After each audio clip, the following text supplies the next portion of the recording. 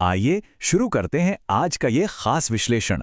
आज हम एक बहुत ही दिलचस्प सफर पर निकलने वाले हैं।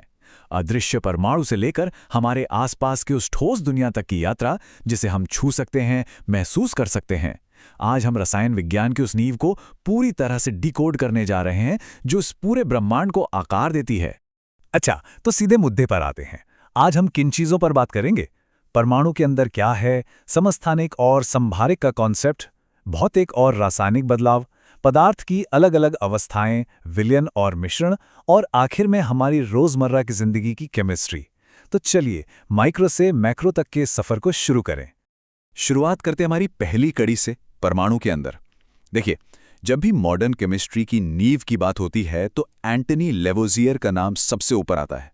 ये वो इंसान थे जिन्होंने द्रव्यमान संरक्षण यानी कंजर्वेशन ऑफ मास का सिद्धांत दिया और विज्ञान की इस शाखा की एक बेहद मजबूत नींव रखी।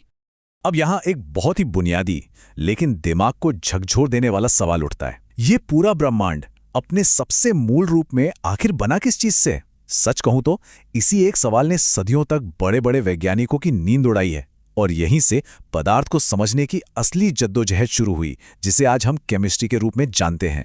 अगर हम इतिहास के पन्ने पलटें तो 1803 में डाल्टन ने कहा कि परमाणु तो अविभाज्य है, मतलब इसे तोड़ा ही नहीं जा सकता। लेकिन कहानी यहां रुकी नहीं। 1898 में जे थॉम्सन ने अपना मशहूर तरबूज मॉडल या प्लम पुडिंग मॉडल पेश किया। जरा कल्पना कीजिए एक तरबूज की, जिसका खाने वाला लाल हिस्सा पॉजिटिव चार्ज है और उसमें धसे हुए काले बीज हमारे नेगेटिव इलेक्ट्रॉन हैं। कमाल का आइडिया था ना?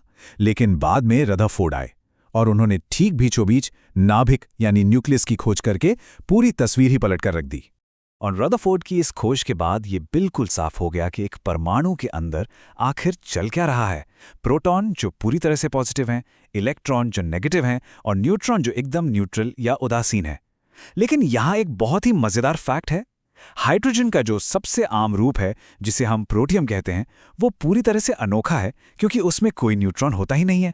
चलिए अब थोड़ा और गहराई में चलते हैं और समझते हैं कि ये सारे छोटे छोटे उपपरमाणविक कण आपस में मिलकर उन तत्वों को कैसे बनाते हैं जिन्हें हम पीरियोडिक टेबल में देखते हैं। तत्व, समस्थानिक और संभारिक। आइए इस नाभिक को डिकोड करते हैं।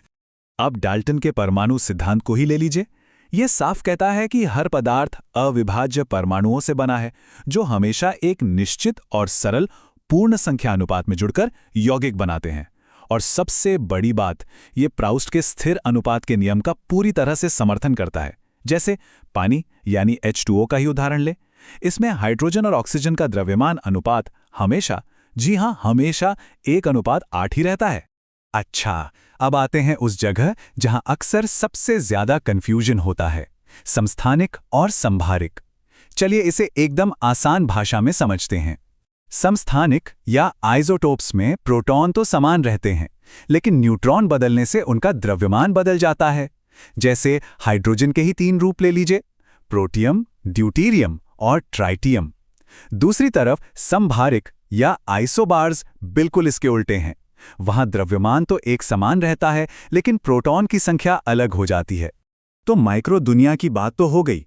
अब थोड़ा बाहर आते हैं, उस वृहद दुनिया में जहां पदार्थ परस्पर क्रिया करते हैं और अपना रूप बदलते हैं। आखिर इन भौतिक और रासायनिक परिवर्तनों के नियम क्या कहते हैं? देखिए, इन दोनों के बीच का बुनियादी फर्क समझना बहुत जरूरी है। भौतिक परिवर्तन बहुत ही सीधा साधा है, इसे आसानी से पलटा जा सकता है। इसमें कोई नया पदार्थ नहीं बनता, बस आकार या अवस्था बदलती है। लेकिन रासायनिक परिवर्तन ये पूरी तरह से अपरिवर्तनीय होता है। इसमें नए रासायनिक गुणों वाला एकदम नया पदार्थ बनता है। और हाँ, इस दौरान अक्सर ऊर्जा में बदलाव होता है, गैस निकलती है या फिर रंग हमेशा के लिए बदल जाता है। चलिए कुछ रोजमर्रा के उदाहरण लेते हैं। बर्फ का पिघलना या पानी का उबलना, ये भौतिक परिवर्तन है। बर्फ पिघली तो आसानी से वापस पानी मिल जाएगा, लेकिन लोहे में जंग लगना या दूध से दही का जमना, ये पक्के वाले रासायनिक बदलाव हैं। एक बार दूध से दही बन गया तो दुनिया की कोई ताकत उसे वापस दूध नहीं बना सकती, वो बदल चुका है। अब रुख करते हैं पदार्थ की अवस्थाओं की तरफ।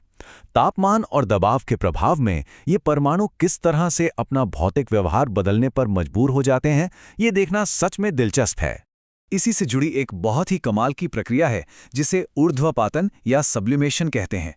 इसमें कोई ठोस पदार्थ बीच की तरल अवस्था में जाए बिना सीधा गैस में बदल जाता है। मतलब लिक्विड फेज को पूरी तरह से स्किप कर दिया। याद है, घरों में रखी कपूर या नेफ्थलीन की गोलियां, वो हवा में वाष्पित होकर सीधा गायब हो जाती हैं। यही तो है सब्लिमेशन का जादू। अब जरा इसके उल्टे प्रोसेस यानी संघनन या कंडेंसेशन को देखते हैं। होता क्या है, सबसे पहले जो गैस या वाष्प होती है वो बहुत हाई एनर्जी स्टेट में होती है। फिर जब इसे ठंडा किया जाता है तो इसके कणों की गतिज ऊर्जा अचानक से कम हो जाती है। वो शांत होकर एक दूसरे के पास आते हैं और जुड़कर तरल या लिक्विड बन जाते हैं। बिल्कुल वैसे ही जैसे गर्म भाप किसी ठंडे शीशे से टकराकर तुरंत पानी की बूंदों में बदल जाती है। ठीक है, तो अवस्थाओं को तो हमने समझ लिया। अब हम पदार्थों को आपस में मिलाने के विज्ञान में प्रवेश करते हैं, विलयन और मिश्रण। चलिए देखते हैं कि एक आम मिश्रण और एक असली विलयन में क्या फर्क है। अब इसे देखिए, विलयन यानी सॉल्यूशन एक समांगी मिश्रण है जहां एक चीज दूसरी चीज में पूरी तरह और एक बराबर घुल जाती है, जैसे पानी में चीनी। दूसरी तरफ हैं कोलॉइड्स। ये विषमांगी मिश्रण होते हैं जहां कण घुलते नहीं बल्कि असमान रूप से फैले रहते हैं। दूध या धुआं इसके बेहतरीन उदाहरण है। असल में दूध एक खास तरह का कोलॉइड है जिसे इमल्शन या पायस कहते हैं, जिसमें लिक्विड फैट तरल पानी के अंदर बहुत ही बारीक तरीके से फैला होता है। और यहीं पर एंट्री होती है मशहूर टिंडल प्रभाव की।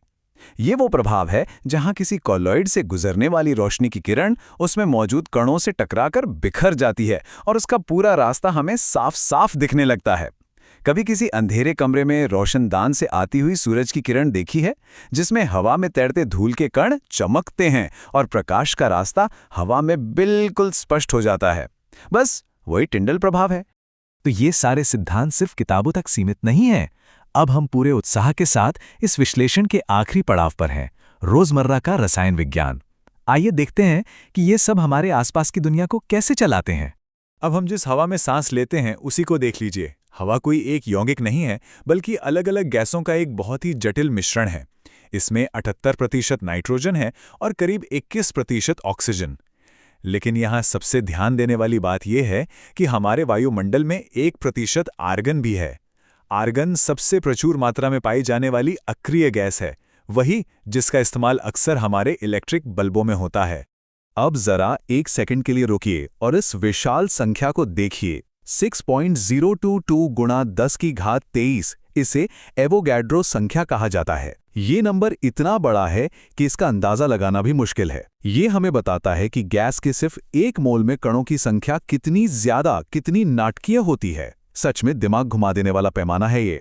तो आज की इस पूरी चर्चा के बाद एक बहुत ही दिलचस्प सवाल सामने आता है। जरा सोचने वाली बात है, अभी इसी वक्त हमारे घरों के अंदर या आसपास कौन कौन से रासायनिक परिवर्तन हो रहे हैं, चाहे वो लोहे के गेट पर लगता जंग हो, रसोई में उबलता पानी हो या फिर पकता हुआ खाना। अगली बार जब भी इन चीजों पर नजर पड़े तो इन्हें सिर्फ एक आम घटना की तरह नहीं बल्कि परमाणुओं, अणुओं और रासायनिक प्रतिक्रियाओं के चश्मे से देखने की कोशिश करना एक अलग ही अनुभव होगा।